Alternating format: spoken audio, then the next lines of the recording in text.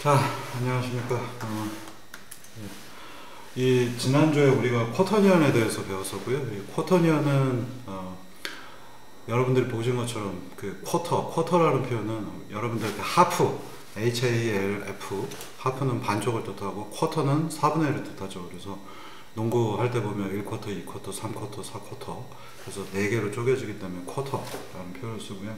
그래서 쿼터니언은 그 노래도 제가 불러드렸습니다만 쿼터니언은 4개로 쪼개지는 거고 4개이기 때문에 사원수라고 하는 용어로 불립니다.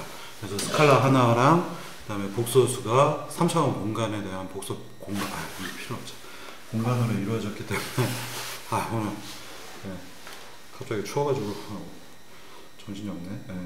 그래서 이 쿼터니언은 그 여러분들이 지난번에 이 부분을 1시간 가량으로 짧게 제가 설명을 드렸습니다. 근데 유도 과정도 워낙 어렵고, 그리고 마지막에는 뭔지 하여간 벡터 연산을 토대로 해서 표현을 할 수 있다는 것까지는 여러분들이 유도 과정으로 제가 설명을 드렸고, 마지막에는 호모제니우스 트랜스폼으로 변화하는 부분은 따로 수식만 알려드렸고 유도 과정은 알려드리지 않았습니다. 그래서 사실 이제 벡터가 하나 있고 벡터에 x, y, z 세 개가 있고 임의의 축을 꽂은 다음에 회전을 시키면은 호모제니우스 행렬 형태로 우리가 변화되는 것을 유도는 할 수 있는데 유도 과정도 복잡하고, 그리고 여러분들이 꼭 아셔야 되는 건 아닙니다. 그래서 워낙에 쿼터니언이라는 것 자체가 많은 곳에서 잘 배우지도 않고, 그래픽 부분이나 뭐 드론이라든가 뭔가 공간상의 움직임 이런 부분을 표현할 때 외에는 많이 안 쓰이기 때문에,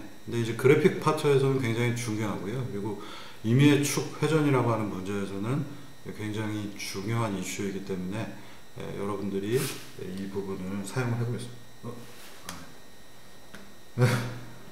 이건 제가 장난치고 있는 건데 요새 아시는 분은 아시거나 그 드라마 때문에 어감이 똑같더라고요. 복원하고 모건이. 그래서 장난치고 있는 건데 이게 계속 나오고 있었네. 어쨌든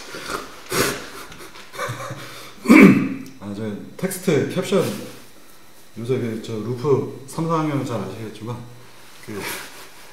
거기 이제 캡션 기능을 추가해 놓고 있는 중입니다. 그래서 재미로 쳐놨는데 하여간 어감이 똑같아서 모건 교사. 알겠습니다. 하여간 지나갑시다. 자, 그래서 이제 쿼터니언을 호모제니우스 트랜스폼으로 바꿔 다시 찍을까? 그냥 갈게요. 쿼터니언을 호모제니우스 트랜스폼으로 바꾸는 거를 지난주에 우리가 수식으로 배웠었고요. 웃겨가지고 지금. 그래서 이 호모제니우스 제가 잠깐 지금 웃겨가지고 조금 집중이 안 되네요. 이 쿼터니언이라고 하는 것을 쿼터니언 지금 보시면 이제 스칼라가 벡터 복소 평면 복소 공간 안에서의 3차원 벡터, 그리고 이걸 가지고 이렇게 뭔가 쿼터니언이 이와 같은 호모제니우스 트랜스폼으로 바꿀 수 있다라고 하는 소식까지 배웠고요.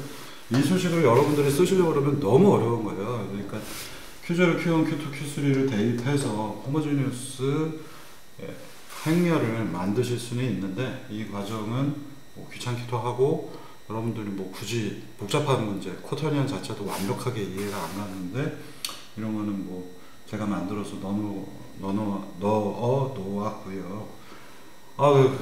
모건교에서 다 그것 때문에 조금 당황을 했네요. 자, 그래서 지난번에 이제 벡터로 우리가 U라고 하는 벡터가 있고 U가 회전축이 되고 여기에 회전을 몇 도로 하고 싶다, 임의의 축에서 이렇게 회전을 하고 싶다 라고 할 때는 쿼터니언에서부터 유도된 식 이걸 쓸 수도 있고요. 근데 이 수식은 몇 번 얘기 드리지만 뭐 도트 프로덕트도 있고 그 다음에 U 곱하기 V 크로스 프로덕트도 있기 때문에 이거를 그냥 벡터 연산으로 푸는 것보다는 호모제니우스 트랜스폼으로 대부분의 모든 연산이 되어 있기 때문에 호모제니우스 행렬로 만들고 싶다. 그래서 제가 새로운 구조체를 클래스를 하나 만들었습니다. 그래서 호모제니우스랑 쿼터니언하고 결합돼서 H 쿼트라고 제목을 잡았고요. 그래서 Q는 여기서 대문자입니다. 그래서 여러분들은 쿼터니언이 이런 것이다 정도에 대한 거를 지난주에 유도 과정까지 겸해서 배우긴 했습니다만, 완벽한 유도 과정 이 부분을 어떻게 하는지는 제가 소개는 안 해드렸고요. 그래서 이걸 이제 이용을 해서 여러 가지 복잡한 문제에 적용을 해보도록 하겠습니다. 그래서 여기서부터는 이제 거의 자료 구조들, 뭐 벡터, 그다음에 호모지니우스 매트릭스, 쿼터니언 이런 것들이 잘 유기적으로 조합이 되도록 최종 버전에 가까워지는 그런 부분이 되겠습니다. 자, 그래서 46의 MC, MC가 뭐의 약자더라? 자꾸 몬테카를로밖에 생각이 안 나서. 멀티 코디네이트였죠? 네. 그래서 멀티 코디네이트, 여러 가지의 코디네이트가 있을 때, 이런 예제에서 쿼터니언 예제가 되겠습니다. 그래서 이 안에 이제 보시면은 H 매트릭스를 제가 변형을 했어요. 그래서 H 매트릭스에 쿼터니언이라고 하는 H 쿼트로 표현되어 있는 이 구조가 이 안에 들어가서 H 쿼터니언이 정의가 되겠네요. 먼저 H 쿼터니언을 가지고 최종적으로 호모지니우스 매트릭스를 만드는 간단한 오퍼레이터 펑션을 제가 짜놨는데, 이 쿼터니언의 구조부터 보겠습니다. 그래서 H 쿼터니언은 마치 이제 여러분들 알고 계시는 것처럼 벡터하고 스칼라 값이 그냥 합쳐져 있는 관계입니다. 그래서 H 쿼트 하면은 오버로딩 기능 때문에 생성자들이 될 텐데, 어떤 거는 그냥 아무 내용이 없이 비어 있는 거가 하나 생길 거고요. 어떤 거는 스칼라 값 집어넣고 벡터 값, U 아까 보시면 여기 있는 U 벡터 거기에 대한 값을 넣을 수도 있게 해놨고요. 그리고 어떤 거는 사원수, 정말로 말 그대로 4개 스칼라 X, Y, Z에 해당하는 거를 다 집어넣으면 내부에서 I, J, K가 붙어서 연산을 하도록 예쁘게 만들어 놨습니다. 그래서 실제 내부에 있는 변수는 Q, X, Y, Z가 있고요. 우리가 벡터로 넣으면 벡터 값이 X, Y, Z에 자동으로 기입되고, 앞에 있는 플로트 스칼라 값은 Q라는 곳에 저장이 되게 되어 있고요. 그 다음에 우리가 유닛 쿼터니언에 대해서 배웠잖아요. 그래서 퓨어 쿼터니언이 아니라, 퓨어는 플로트 앞부분 스칼라가 0인 것이고, 유닛은 앱솔루트 크기가 1인 녀석입니다. 그래서 유닛도 필요하기 때문에 유닛 펑션, 여러분들 벡터 생각해 보시면 될 것 같아요. 그래서 벡터 유닛 구하는 함수처럼 내부에서는 유닛으로 호출하면 쿼터니언을 유닛한 쿼터니언으로 바꿔줍니다. 자, 그 다음에는 무언가 여기에 호모지니우스 매트릭스에 해당하는 게 곱해지게 되면, 쿼터니언과 호모지니우스 매트릭스가 곱이 되면 이라는 제가 오퍼레이터를 하나 만들어 놓고요. 그래서 쿼터니언에다가 트랜스폼을 하게 되면 트랜스폼 저절로 나오도록 만들었습니다. 그래서 앞서에 있는 이 복잡한 수식이 내부에서 계산이 돼서 여러분들은 쿼터니언이라고 하는 것을 하나의 클래스만 가져다가 이런 몇 개 안 되는 함수들만 가지고서 이용을 하실 수 있게 만들어 놨고요.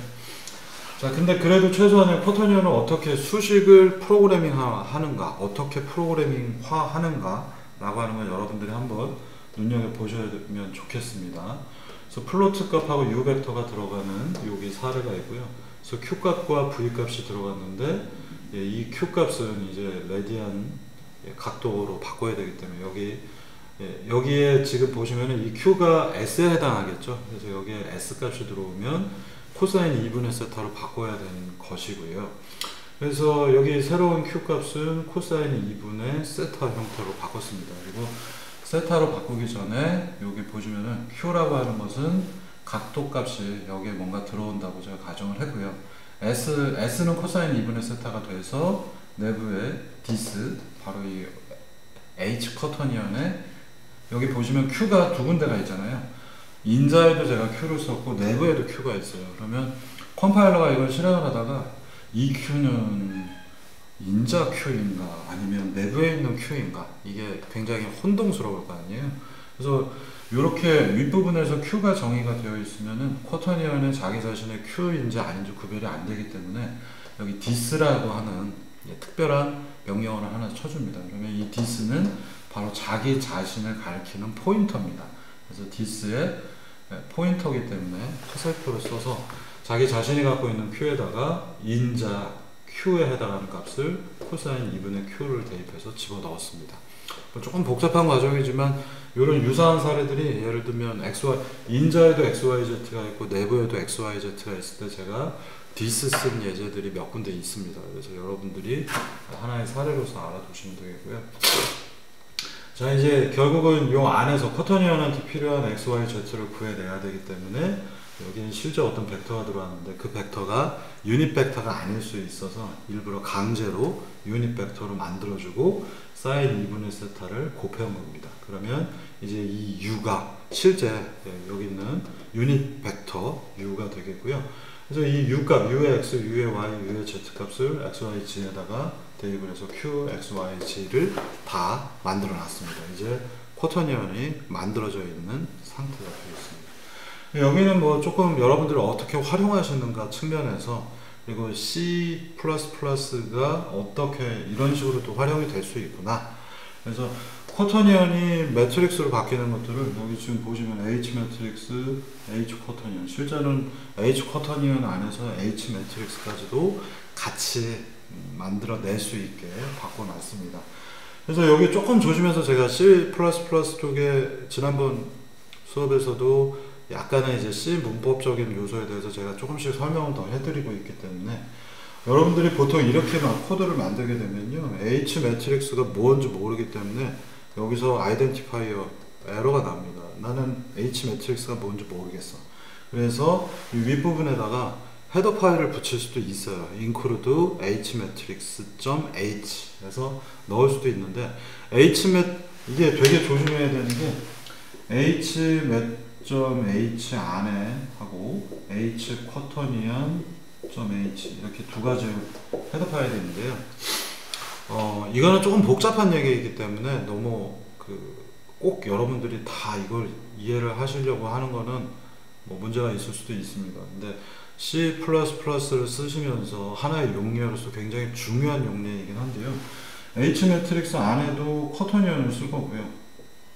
그 다음에 쿼터니언 안에서도 H 매트릭스를 쓰려고 합니다. 그러면 이 쿼터니언 안쪽에서 이와 같은 표현이 아니라 include H 매트릭스를 불러오게 되면 자 지금 보시면은 이 파일이 네모난 게 H 쿼터니언.h인데 쿼터니언을 정의를 하려고 쭉 보니까 매트릭스를 불러와야 되는 거죠. 여기 include H 매트릭스를 불러오면 H 매트릭스 안에서도 또 H 쿼터니언을 불러오게 된다면 자기 자신을 또 부르게 되죠. H 쿼터니언을 정의를 하는데 매트릭스가 있어서 H 매트릭스를 가져다 여기 붙였더니 H 매트릭스.h 안에 H 쿼터니언을 또 불러오게 되어 있다면 자기가 자기 자신을 부르는 거기 때문에 컴파일러에서 에러가 발생을 합니다. 그래서 이걸 피하게 하기 위해서 이렇게 include가 서로가 서로를 참조하는 경우 H 매트릭스.h도 쿼터니언을 쓸 필요로 하고 H 쿼터니언.h도 H 매트릭스를 필요로 하면 서로가 서로를 부르면서 에러가 발생하기 때문에 특이한 기법 하나를 씁니다.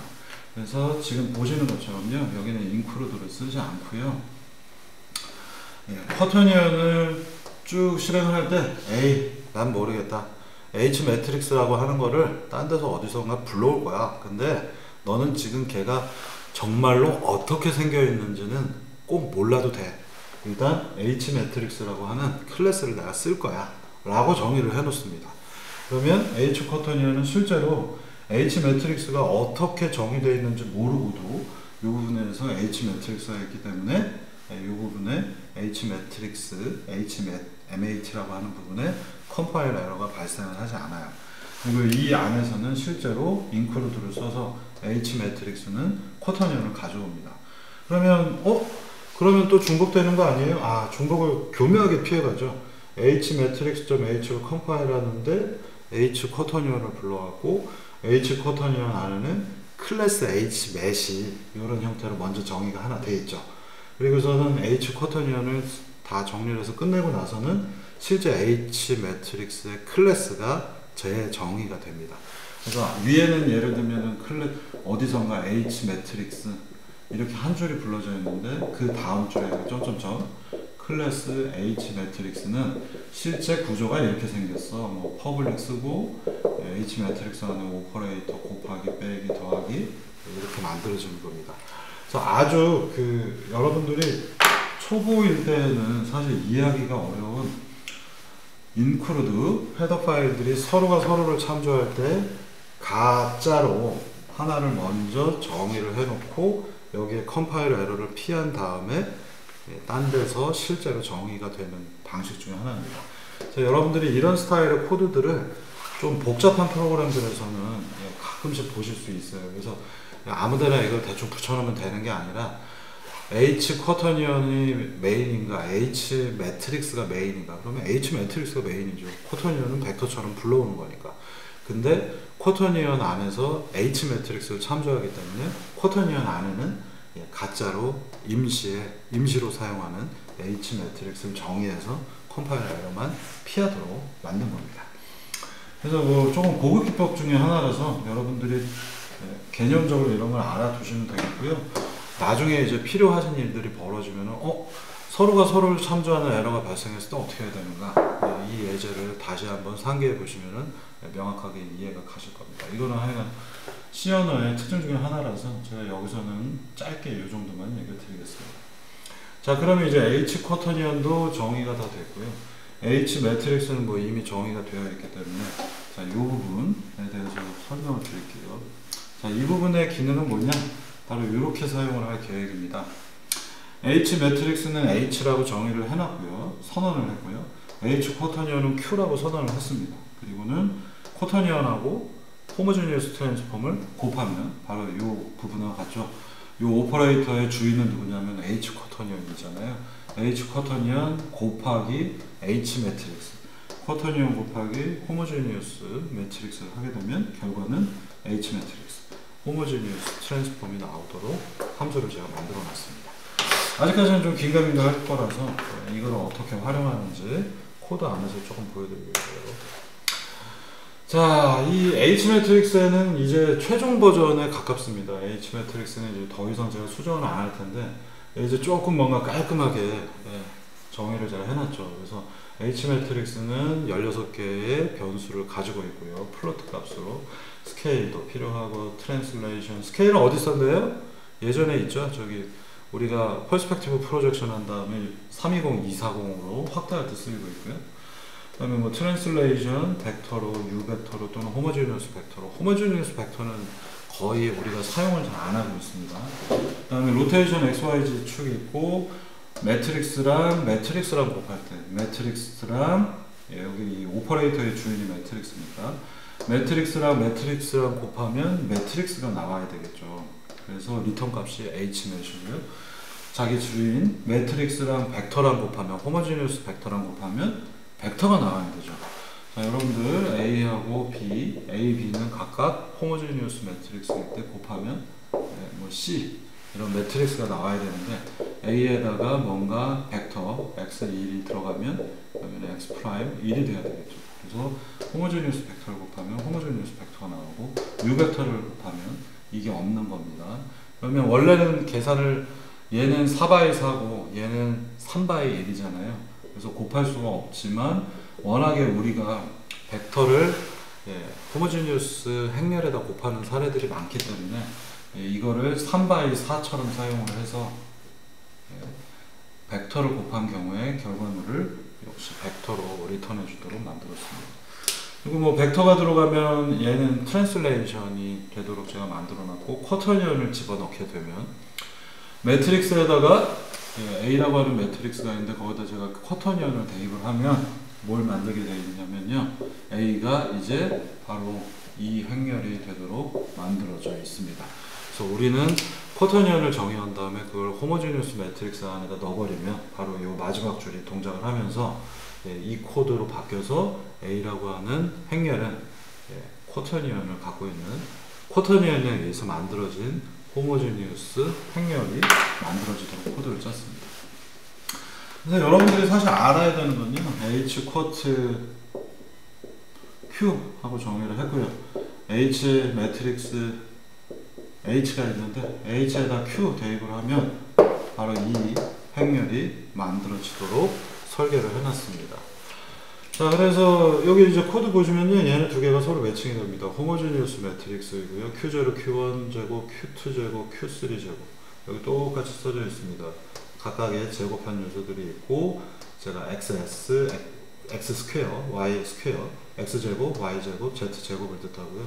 똑같이 위에 있는 것들을 해서 여러분들은 쿼터니언 축과 회전에 대한 부분만 쿼터니언에다 대입하고 그걸 호모제니어스 매트릭스에다가 갖다 넣으면 저절로 이 행렬이 만들어지도록 되어 있어요.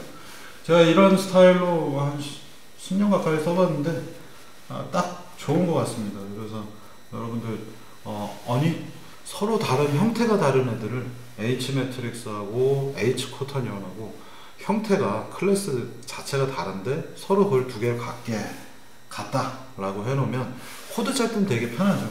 그리고 H 쿼터니언이 H 매트릭스에 들어오게 되면 내부에서는 이 함수를 불러서 이렇게 동작되게 하면 이거를 일일이 다 쳐 넣는 것보다 훨씬 나중에 코드가 간결해집니다. 그래서 이 코드를 인크립트 하는 거, 암호화하는 것도 중요하지만 코드가 복잡한 내용들이 안 보이게 하는 것들이 굉장히 중요합니다. 그래서 이런 코드 쪽에서 인크립션이라는 표현을 쓰면 그거는 암호화한다라기보다는 코드를 캡슐라이제이션, 캡슐화, 복잡한 거. 여러분들 약 먹을 때 약의 성분이 뭔지 모르고 먹잖아요. 캡슐라이제이션을 해서 뭔가 깔끔하게 나는 위에서 그냥 나는 빨간 약, 파란 약을 먹었을 뿐이야. 근데 내부적으로는 단백질 효소들 간에 복잡한 일들이 벌어지는 것들 모르고도 먹잖아요. 똑같이 코드를 간결하게 이런 식으로 바꿔놓는 겁니다. 자, 그럼 실제로 이 46번 예제에서 보시면은 여러분들이 전에 나왔던 숙제 대각 방향으로 꽂아서 푸는 문제를 여기서 아주 깔끔하게 몇 줄로 처리해서 문제를 풀어버립니다.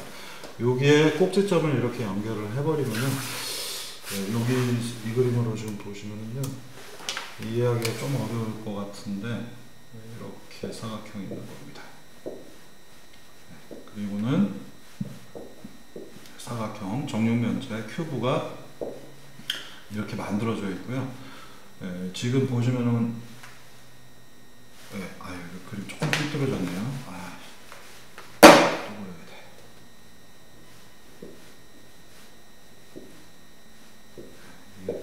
저는 이쪽에서 보니까 LCD가 두꺼워가지고 밀려있는 게 잘 안 보였어요. 이 점과 원점을 통과하는 U 벡터를 찾아냅니다. 그러면 이게 X축, 이게 Y축, 이게 Z축이니까 이 U 벡터는 이렇게 된 거잖아요. X축으로도 1만큼, Y축으로도 1만큼, Z축으로도 1만큼. U 벡터는 111이라고 했는데 아직 얘는 유닛 벡터가 아니죠. 얘를 유닛 벡터로 하면 크기 1제곱 더하기 1제곱 더하기 1제곱 루트 씌워서 U의 실제 유닛 벡터 옆에다 U라고 제가 써놓을게요. 얘는 루트 3분의 1, 111이 되겠습니다. 근데 이렇게 덕지덕지 붙이면 코드가 지저분해지니까 나는 그냥 U 벡터는 111이다 하고서 쿼터니언을 정의하면 아까 어떻게 했어요? 내부에서 여기에 111 벡터가 들어가면 내부에서 유닛하게 바꿔버렸죠. 그래서 쿼터니언 계산하기가 편하게 만들어 버렸습니다. 그래서 여기서 루트 3분의 1 넣으면 코드가 보기 지저분하고 그지 같으니까 여기에 111 넣고 박스.q.x 뭔가 각도 관련된 걸 여기 대입을 하고 박스.q. 원래는 쿼터니언의 s는 각도가 아니고 코사인 2분의 세타인데 각도를 넣으면 내부에서는 코사인 2분의 세타로 바뀌게 되어 있죠. 그래서 여기는 편하게 각도를 넣고 여기는 축을 넣어서 각도를 1도씩 증가하겠다라는 얘기입니다. 그리고는 Q는 현재 쿼터니언입니다. 쿼터니언을 박스.h에 넣어버렸어요. 그러면 방금 전에 보셨던 H 매트릭스 안에 있는 오퍼레이터 이퀄 이게 또 오버로딩이죠. 두 개가 다 되니까. 근데 집어넣은 게 쿼터니언이니까 쿼터니언이 동작하면서 이 코드가 동작하고 H 매트릭스가 쿼터니언을 이용한 임의의 축에서의 회전 호모제니어스 트랜스폼으로 바뀌어져 있습니다. 그래서 이 박스.h는 쿼터니언의 각도를 여기를 1, 2, 3, 4, 5, 6, 7 대입하면 쿼터니언이 만들어지고 쿼터니언을 호모제니어스 트랜스폼에 넣으면 끝난 겁니다. 그럼 박스.h는 박스의 변환에 대한 것이기 때문에 리드로만 해서 업데이트들을 쭉 호출해주면은 저절로 이 축을 중심으로 해서 회전하는 데모가 만들어질 수 있습니다. 여러분들 10번 숙제에 있는 것과 동일한 결과를 얻으실 수 있고, 코드는 아주 간결해졌죠. 여러분들이 트랜스폼을 X축, Y축 또는 사람에 따라서 Z축으로 하는 사람도 있고, 코드가 여기가 되게 지저분해졌는데 깔끔하게 쿼터니언이라는 딱 한 줄과 쿼터니언을 호모제니어스 트랜스폼으로 바꾸는 거, 이 두 줄로서 이 문제가 해결이 되기 때문에 깨끗한 코드가 됩니다. 한번 숙제로 이 부분도, 여기 사실은 코드가 다 있잖아요. 이거 보시면서 한번 대입하셔서 숙제들을 해보시면 되겠습니다. 숙제는 또 나중에 설명드릴게요. 자, 사실 이제 오늘의 제일 어려운 내용은 바로 이 부분입니다. 인버스 호모제니어스 트랜스폼. 이 자체로는 호모제니어스 변환의 역행렬을 얘기하고 있습니다. 근데 역행렬 자체는 쉬운데 이걸 이용한 조금 어려운 얘기를 다룰 겁니다. 그래서 쿼터니언은 사실 여기저기 찾아보시면 위키 같은 데도 많이 나와 있고, 그리고 책에도 고급스러운 수학 책에 보면 나와 있습니다. 사브레 책에는 안 나오는데요. 근데 쿼터니언은 그래서 그냥 난 모르겠는데, 잘 모르겠지만 이걸 갖다 쓰는 거구나, 이렇게 생각하셔도 좋습니다. 그런데 실제로 어려운 거는 호모제니어스 트랜스폼의 역행렬은 간단한데, 이 역행렬이 왜 필요하며 이걸 어떻게 우리가 정리해야 되는가, 이게 먼저 여러분들이 문제를 이해를 하시는 게 좋은데, 문제를 제가 그래서 설명을 드리고 왜 우리가 이걸 배워야 되는지 거꾸로 귀납적으로 한번 가보겠습니다. 바로 이 4번 챕터 때문에 여러분들이 이거를 배우시는 건데요. 퍼스펙티브 프로젝션 매트릭스를 역행렬을 구하는 겁니다. 이건 또 뭔데? 지금 보시면은 제목만 갖고 보시면요, 호모제니어스 트랜스폼의 역행렬은 굉장히 쉬워요. 간단하게 몇 장 안에 해결이 되는데, 퍼스펙티브 프로젝션의 역행렬은 굉장히 어렵습니다. 그리고 여기에 관련된 자료는 여러분들이 아마 거의 인터넷에서는 찾아보실 수가 없을 거예요. 그래서 이게 뭔지 제가 간단하게 설명을 먼저 드리고, 수식도 복잡해요. 자, 여러분들 이런 게임류들 많이 하시죠? 저도 많이 합니다. 여기 지금 디아블로는 아닌 것 같고, 디아블로 같은데? 디아블로인데? 디아블로 3인데 여기 4개는 동그라미는 보통 없는데 여러분들이 게임을 할 때 보시면 이게 3차원 게임인데, 3차원 게임에 여기를 클릭을 하면 주인공이 이쪽으로 가죠. 사실은 전체 화면이 움직이죠. 이 기능을 만들어 보겠다라는 게 이번 챕터의 미션입니다. 굉장히 쉬워 보이고, 이거는 2D일 때는 그냥 트랜슬레이션만 하면 되는데, 이게 3차원일 때는 완전히 다른 얘기가 되고, 이 기술이 굉장히 고급 기법 중에 하나입니다. 여기서 예제를 한번 보여드릴게요. 3차원이죠?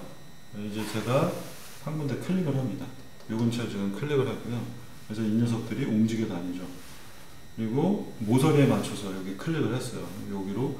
이거는 프로그램으로 지금 짜고 있는 게 아니라 제가 마우스를 클릭을 합니다. 근데 클릭을 할 때 화면 좌표계가 회전을 하고 있죠. 회전을 했는데 이 상태에서 클릭하면 쉽죠. 그래도 메뉴에서 보니까. 삐뚤어대고 클릭을 했는데 여기까지 오브젝트가 슉 움직이는 기능입니다. 이게 보기에 되게 쉬워 보이는 기능인데, 좌표계가 이 녀석이 3차원 좌표계로 되어 있고 왔다 갔다, 그 다음에 심지어 패닝까지 이렇게 움직이게 되면 굉장히 고급 기법 중에 하나이고요.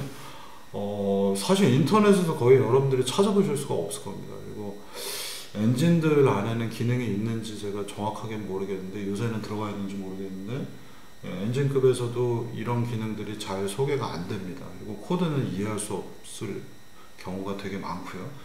이게 너무 어려워서 그렇습니다. 사실은 이게 되게 쉬워 보이지만 게임에서 여러분들이 워낙 많이 보셨기 때문에 굉장히 쉬운 기능으로 여겨집니다만 굉장히 높은 수준의 골치 아픈 문제입니다. 근데 우리는 퍼스펙티브 프로젝션의 유도 과정을 다 봤기 때문에 그걸 제가 거꾸로 풀어서 클릭을 하면 현재 이렇게 로테이션 이렇게 되어 있잖아요. 이 상태에서 여기를 클릭하면 여기로, 또는 여기를 클릭하면 여기로, 또 좌표계가 이렇게 회전을 한 다음에 어딘가를 찍으면 거기를 이동하는 이 예제를 풀어보도록 하겠습니다. 자, 그래서 그걸 위해서 이제 필요한 기능 중에 하나가 바로 이 인버스 계열들에 대한 얘기가 되겠고, 아마 이번 주는 뭐 좀 제가 짧게 보강을 하기로 했기 때문에 40분 내로 짧게 수업을 끝내드리겠고요. 인버스 호모지니어스 트랜스폼이 어떻게 나오는가 라고 하는 부분만 설명을 하고, 다음 주에 퍼스펙티브 프로젝션 매트릭스, 퍼스펙티브 매트릭스의 인버스 역행렬을 어떻게 구하는지 문제를 다뤄보도록 하겠습니다. 아마 정말 어려운 거는 다음 주에 배우는 이 인버스 퍼스펙티브 프로젝션이 될 거고요. 사실 뒤에서 나올 레이 트레이싱이라든가 하는 것들은 어찌해서 해보시면은 어느 정도는 이해하실 수 있습니다. 근데 이 인버스 퍼스펙티브 트랜스폼이야말로 이번 학기에 가장 어려운 내용 중에 하나가 된다고 생각하시면 될 것 같습니다. 다른 데서 소개가 안 되는 것이기 때문에 여러분들이 잘 이해해 두시면 좋겠습니다. 왜 저는 아냐고요? 저는 엔진 개발자라니까요. 저는 모건교사다. 자, 그래서 back to definition of H. homogeneous transform의 원래 구조로 돌아가 보겠습니다. 그러면 RT01이 많이 쓰였는데, 사실 여기에 제로에 퍼스펙티브 프로젝션을 하거나 하면 여기 다른 요소들이 들어가 있다는 거 여러분들이 보셨고요.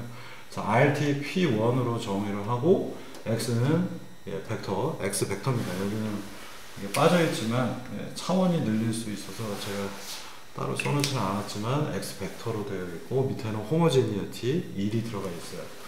그러면 H하고 X랑 곱해서 RT-P1하고 X를 곱하게 되면 RT-P1, X1이 곱해지니까 이렇게. 사실은 이게 3x3, 얘는 3x1, 3x1이지만 마치 우리가 그냥 행렬 푸는 것처럼 푸셔도 딱딱 맞아 떨어지게 되겠죠. 그래서 Rx 더하기 T가 되겠고요. Px 더하기 1이 되겠습니다. 그래서 여기는 숫자가 무조건 1이어야 되기 때문에 P하고 X를 곱한 거는 뭔가 스칼라 값이 된다는 얘기가 되겠습니다. 그리고 여기는 Rx 더하기 T. X가 벡터이니까 3차원 벡터이고, 로테이션하고 곱하면 3차원 벡터가 될 거고, 트랜슬레이션 XYH만 있으니까 3차원 벡터고, 더해주면 3차원 벡터가 되겠고요. 여기는 PX, P가 어떻게 되어 있어요? 이쪽에 있기 때문에 뭔가 RT01 이렇게 되어 있는, 옆으로 누워져 있는 1 곱하기 3인 형태이죠. 1 곱하기 3하고 X랑 곱해지니까 X는 XYG 3x1이죠. 그래서 3, 3이 없어지고 1이 되어버리는 겁니다. 그래서 여기는 차원이 1인 스칼라값 더하기 1로 결정을 지을 수 있겠습니다. 자, 그래서 이제 이렇게 된다라는 거 우리가 이미 알고 있고요. 그래서 이 P가 000으로 되어 있는 거는 로보틱스입니다. 그래서 우리가 오일러 유클리디언 공간이라는 거를 제가 처음에 뭐 보통은 그런 정의들이 나오는 거, 수학적 정의들은 재미없는 내용이죠. 근데 저도 나이가 들어가면서 보면은 그게 더 의미가 가끔 있을 때가 있는, 옛날에는 관심도 없었습니다만, 이 P가 000이면은 크기의 변화가 없는 유클리디언 스페이스라서 로봇 또는 CAD 프로그램 이런 데 전부 다 P가 000입니다. 그래서 물체가 있는 게 이렇게 이동을 하는 거, 크기의 변화가 없죠. 그런데 퍼스펙티브 프로젝션을 하게 되면 멀리 있는 건 작아져야 되고 가까이 있는 건 커져야 되기 때문에 P가 더 이상 0이 아닙니다.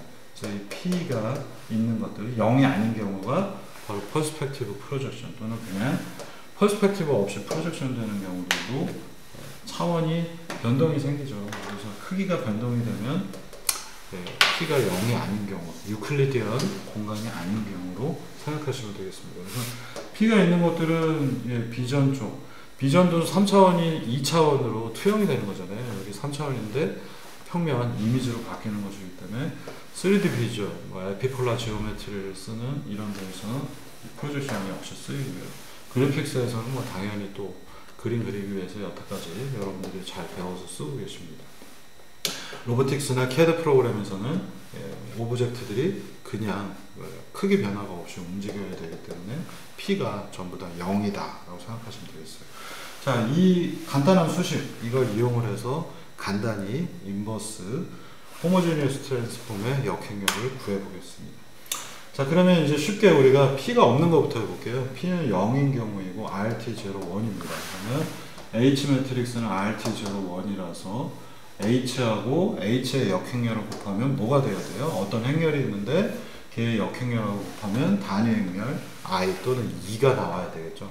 뭐 아이덴티티라서 보통 요새 대학에서는 I라고 하지만 고등학교 때는 E라고 많이 했었습니다. 왜 E인지는 저도 모르겠는데요. 그래서 얘 또 A하고 A-A를 곱하면 아이덴티티 단위 행렬이 돼야 되기 때문에 이제 수식을 H 인버스가 뭔지 한번 풀어보겠습니다. H는 RT01이고요. H의 역행렬은 뭔지 모르겠으니까 A, B, C, D라고 했어요. 그러면 이 결과물이 I, 여기는 I 111만 들어가 있고요. 0, 0, 1이 되는 겁니다. I 3x3라고 표현한 거는 이게 원래는 1111 0, 0, 0, 0, 0, 0, 0, 0, 0 이렇게 표현돼야 되니 요것만 딱 띄워서 보면 이게 I의 3x3 매트릭스라서 그렇습니다. 자, 그러면 이제 이걸 간단히 이제 풀어볼까요? RT01하고 ABCD를 곱합니다. 이때 A는 3x3이겠고 B는 3x1, 얘는 1x3입니다. 그리고 얘는 1x1 스칼라 값이에요. 이렇게 RTAC RA 더하기 TC가 됐고요. 01AC 하니까 0하고 A 사라졌고 1하고 C, C만 남았어요. RTBD RB 더하기 TD 남았고요. 01 BD 곱하면 0하고 B 없어지고 1하고 D, D만 남았습니다. 이 결과물이 바로 단위 행렬이 돼야 되기 때문에 C는 무조건 0이 되겠죠. 이거 쉽게 없어져요. 이거 생각보다 쉽네. D는 1이 돼야 되죠. 그래서 D는 1이 나옵니다. 그러면 위에 C가 있는 부분 사라졌고요. 얘 사라지고 D는 1인 거, 여기는 TD로 되어 있지만 사실 T만 남겠습니다. 그래서 그걸 결과를 여기다 이렇게 써놨어요. 그래서 위에 RA만 남은 걸 이렇게 써놨고요. RB 더하기 T만 남은 걸 이렇게 써놨습니다. 이제 마무리를 해서 풀어야 되는데, A하고 B를 구해야 되는데, 이건 좀 어려워 보이잖아요. A부터 풀어야 되나, B부터 풀어야 되나. 이거 되게 어려워 보입니다. 근데 여러분들이 여기에서 두 가지 아주 쉬운 컨셉을 사용을 합니다. 자, 방정식은 사실 두 개가 나온 거고요. 미지수는 사실 두 개인 겁니다. 그래서 방정식 두 개, 미지수 두 개이면 우리는 이 문제를 풀 수 있는 연립방정식이 되는 거고요. RA가 I가 나옵니다. 첫 번째 수식. RB 더하기 T가 0이 나옵니다. 두 번째 수식입니다. 미지수는 AB. 에이, 거짓말 하지 마요. AB는 실제로는 3x3, B는 3x1이니까 실제로 9개, 3개, 12개의 변수가 있잖아요. 맞아요. 네. 그런데 여러분들 이 연산이 조금 이따 되게 쉽게 바뀌는 걸 보실 수 있습니다. 자, 이게 뭐냐면요. 이게 되게 간단해서 여러분들이 이 방식, 유도 과정 자체를 외워도 되는데요. RA가 I가 나온다라는 게 과연 뭔지 다시 한번 원칙적으로 생각해 보시겠습니다. 원래 회전이에요. 회전에서 잘 보시면요. X축으로 세타만큼 회전하는 거에 역행렬은 무엇일까? 라는 질문을 던져본 겁니다. 그러면 X축으로 세타만큼 회전한다라는 것은 코사인, 여기가 1, 그 다음에 00, 코사인 마이너스 사인, 코사인 이렇게 되겠죠. 이건 제가 아주 간단하게 2차원만 가지고서 설명을 하려고 여기 Z축을 날려버렸어요. 그래서 얘는 실제로는 뭔가 2차원이라면 Z축으로 회전해서 코사인 마이너스 사인, 코사인이 되겠죠. 그래서 여러분들이 이해하시기 편하려고 그러면 여기가 RX가 아니라 RZ인 게 나을 수도 있겠네요. Z축으로 회전하고 실제로는 2차원만 문제를 바꾼 겁니다. 아니면 단순하게 선형대수에서 2차원 회전 변화를 생각하셔도 좋겠습니다. 그러면 회전 변화 세타로 회전을 하게 되면 코사인, 마이너스 사인, 사인, 코사인이에요. 그죠? 여기 세타로 회전하는 건 코사인, 마이너스 사인, 사인, 코사인인데 그거의 역행렬. 그래서 똑같이 써놓고 바깥에 역행렬을 붙여놨습니다. 이 결과는 우리가 이미 알고 있습니다. 여기에 얘가 있는데 원점에서 이렇게 있고요. 세타만큼 회전을 했어요. 얘의 역행렬은 뭔가요? 반대로 회전을 하는 거죠. 그죠? 얘가 30도 회전을 했다면 얘의 역행렬은 현재 상태에서 마이너스 30도로 회전을 하는 겁니다. 그래서 세타 대신에 마이너스 세타를 넣은 게 역행렬하고 똑같은 결과를 갖고 옵니다. 그러면 R 마이너스 세타, 여기에 코사인 세타, 마이너스 사인 세타, 사인 세타, 코사인 세타인데 세타에다가 마이너스 세타를 대입을 합니다. 요거 대신에 마이너스 세타를 대입을 하면 코사인 마이너스 세타 뭐와 같아요? 코사인 세타와 같죠. 사인 마이너스 세타는 고등학교 때 여러분들이 이과 수학에서 2학년 때 배웁니다만 마이너스 사인 세타가 됩니다. 앞에 있는 마이너스하고 마이너스가 곱해져서 플러스가 됐어요. 그리고 사인 세타는 세타 대신에 마이너스 세타를 대입을 하면 사인 마이너스 세타, 즉 마이너스 사인 세타가 되고요. 코사인은 아까하고 똑같이 이렇게 됩니다. 자, 이 결과를 다시 한번 이제 보겠습니다. 이제 여기까지 이해가 되셨다면 30도만큼 회전한 거에 역행렬은 마이너스 30도 회전하는 것이고요. 그래서 역행렬은 마이너스 세타가 되고요.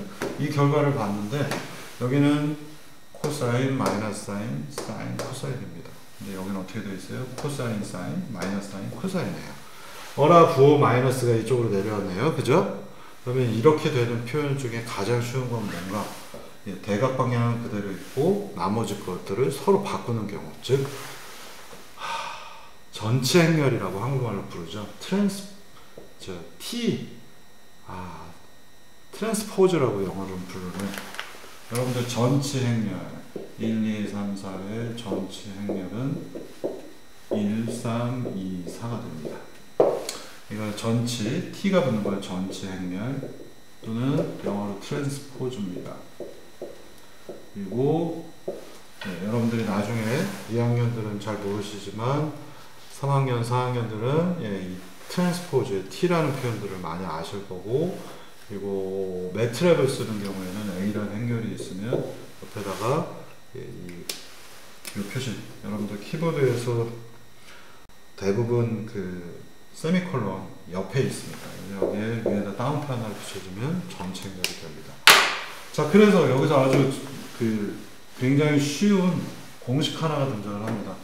회전 행렬의 인버스는 회전 행렬의 이게 서로 뒤집어진 관계, 축 관계가 뒤집어진 관계하고 똑같은 트랜스포즈가 되더라 라는 아주 쉬운, 이게 로테이션이 근데 한 축만 있는 게 아니라 3축이 있잖아요. XYZ.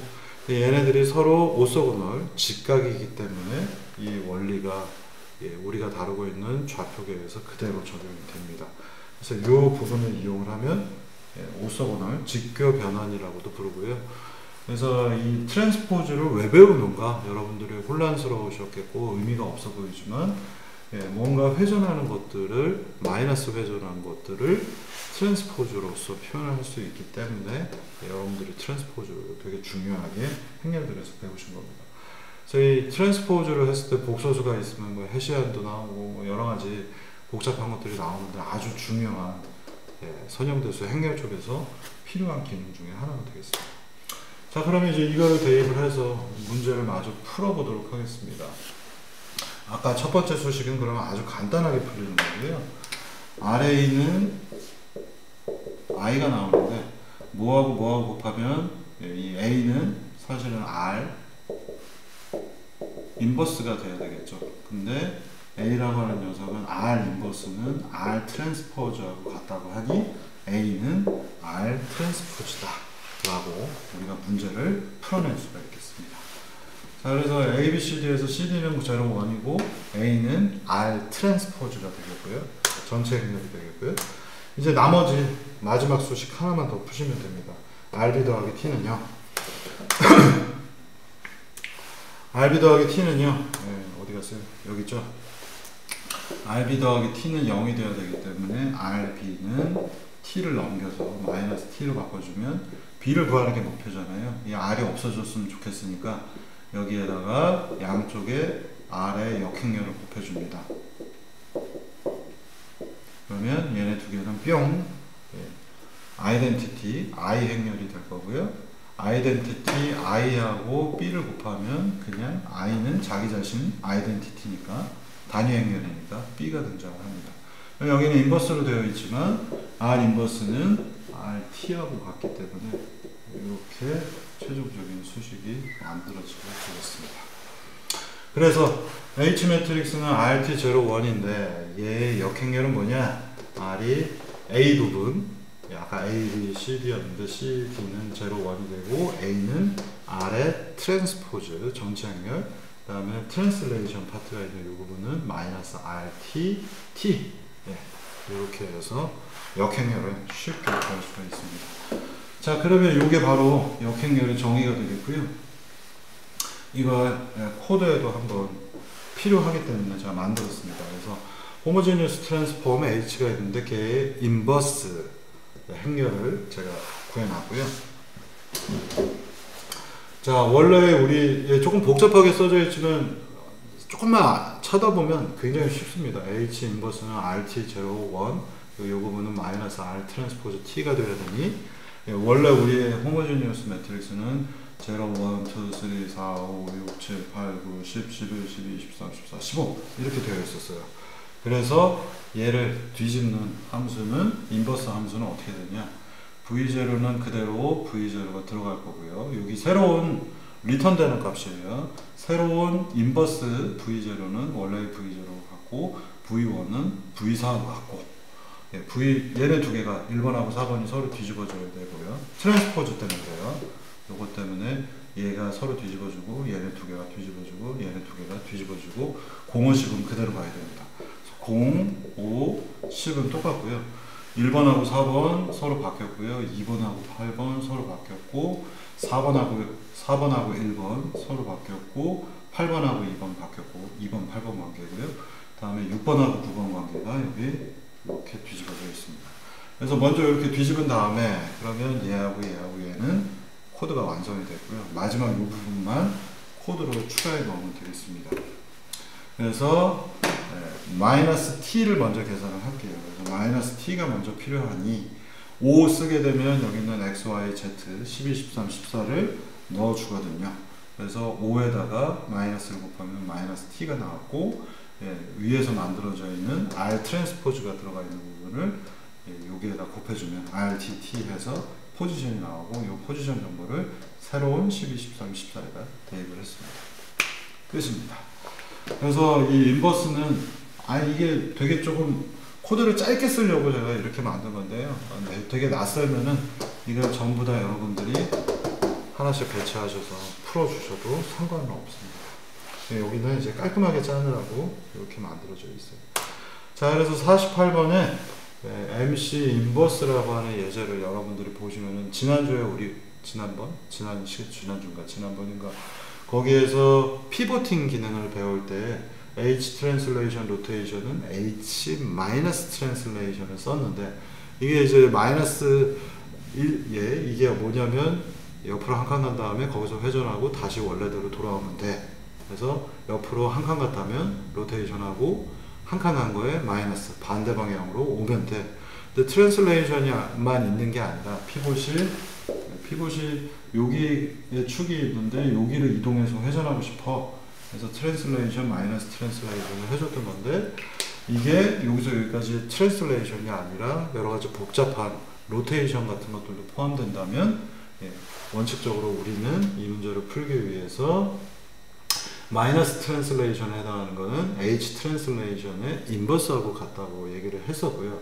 그리고 H 트랜슬레이션은 그래서 굳이 어렵게 표현을 하자면 H 트랜슬레이션은 마이너스 트랜슬레이션한 거에 다시 역행렬을 구한 것과 똑같습니다. 그리고 여기도 보시면은 요거는 뭐 여기서 이렇게 왔기 때문에 여기 그대로 써는 겁니다. 자, 그래서 여러분들이 이 트랜슬레이션 하나도 지금부터는 이제 조금 더 새롭게 이해하신다면 HT라고 제가 써놨는데, H-T는 뭐냐? 그러면 H 트랜슬레이션한 거에 역행렬이 되더라 라고 이해를 하시면 되겠습니다. 그래서 이제는 역행렬을 만들었기 때문에 인버스 기능이 있기 때문에 코드를 제가 바꿔놓은 여기 두 가지를 한번 비교해 보십시오. 전에는 트랜슬레이션 0.500을 했어요. 트랜슬레이션 HT 0.5에 0에 0, 그리고 나서 로테이션하고 마이너스로 빼기 위해서 여기 로테이션 들어가고요. H 트랜슬레이션은 마이너스 0.5, 0에 0 이렇게 마이너스를, 여긴 플러스 여긴 마이너스 붙여놨고요.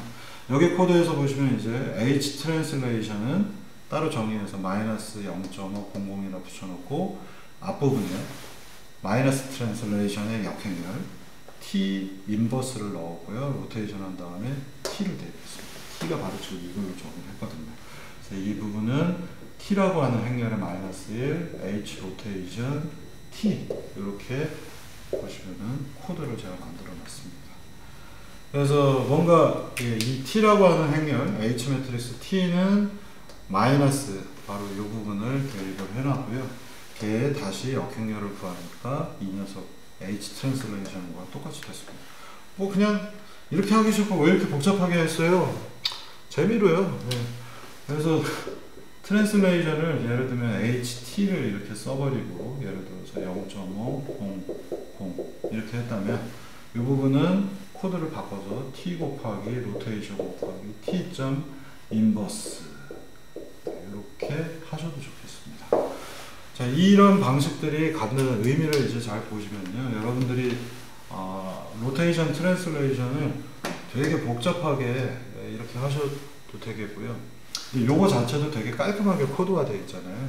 이 부분 보시면은 또 얘는 얘대로 인버스가 따로 이렇게 인버스 해가지고 그거를 손으로 다 풀어서 16개를 다 하느니 이런 식으로 코드를 보시면요, 나중에 이제 여러분들이 이게 하나의 제가 교본같이 코드는 이렇게 깔끔하게 짜는 것들이 나중에 이해하기 편하다는 사례로 이렇게 알려드리는 거고요. C 언어가 가지고 있는 C++ 언어가 갖고 있는 특징 때문에 코드가 굉장히 깔끔해집니다. 그래서 실제 우리가 이 수식이 있는 거를 그냥 여기에 대입하는 것 같은 느낌으로 쓸 수 있도록 이런 느낌을 받으실 거고요. 여러분들이 나중에 코드를 짜실 때에는 진짜로 수식이 이렇게 코드화 되는 형태로 만드는 재주들을 가져두시면은 디버깅 하기가 굉장히 수월합니다. 그래서 제 3학년, 4학년 예제들도 전부 다 이런 스타일로 코드가 간결하게 표현이 되는 걸 보실 수 있고요. 예전에 제가 그 대형 매트릭스로 되어 있는 이제 뭐 여러분들 혹시 아실지 모르겠지만 가끔 어딘가 보다 보면 뭐 이제 구조에서 뭐 이렇게 생겨 있는 어떤 물체가 있는데 얘가 여기에 힘을 이만큼을 받으면 이 내부가 이렇게 빨간색도 나오고 뭐 이렇게 찌그러지더라. 이런 프로그램을 FEM 프로그램이라고 부릅니다. 제가 옛날에 엔진 쪽 그래픽 엔진들을 만들다 보니까 여기저기서 업체들하고 또는 대학들하고도 일을 많이 했는데 캐드 만드는 거 또 몇 번 해봤고 FEM 프로그램도 만들어 달라고 해서 국내에서 최초로 했던 FEM 프로그램이 이제 마이다스라고 하는 프로그램인데 그 바로 전거에서 포항제철하고 했던 FEM 뭐 이런 것들에서 아마 그거는 중간에 거의 멤버가 교체됐을 겁니다. 그런 FEM 또는 다른 업체랑 FEM 프로그램을 제가 만든 적도 있는데 FEM 하면은 많은 분들이 이제 워낙에 대형 매트릭스를 씁니다. 뭐 10만 바에 10만도 곱하고. 그래서 코드가 되게 복잡할 것 같잖아요. 진짜 이런 스타일로 코드가 돼서 FEM 코드의 솔버 엔진을 보시면 코드가 20줄이 채 안 됩니다. 그래서 전부 다 이런 식의 변환들로 되어 있기 때문에 디버깅 하기가 굉장히 좋게 짤 수가 있다라는 것도 알아두시고요. 이게 이제 C 언어가 갖고 있는 매력이자 마력 중에 하나이고, 이런 스타일로 코드가 깔끔하게 표현될 수 있는 랭귀지가 아주 많지는 않습니다. 자바는 일단 폭망이고요. 자바는 이렇게 세 줄로 표현을 못하고 이 세 줄을 표현하려면은 거의 뭐 곱하기 연산, 오퍼레이터 기능 자체가 없기 때문에 그걸 전부 다 뭐 매트릭스 곱하기 매트릭스로 표현한다거나 해서 되게 지저분한 코드가 되겠고, 파이썬도 이런 형태의 오퍼레이터 기능이 있습니다. 그래서 여러분들 3, 4학년 때에는 제가 드리는 프로그램 가지고 코드 이렇게 깔끔하게 숙제들을 하는 형태로 진행이 될 겁니다. 그래서 여러분들 여기까지 해서 이번 주 보강을 마치도록 하겠습니다. 그리고 다음 주에는 이제 진짜 복잡한 문제인 퍼스펙티브 매트릭스의 인버스를 풀어보도록 하겠습니다. 수고들 하셨습니다.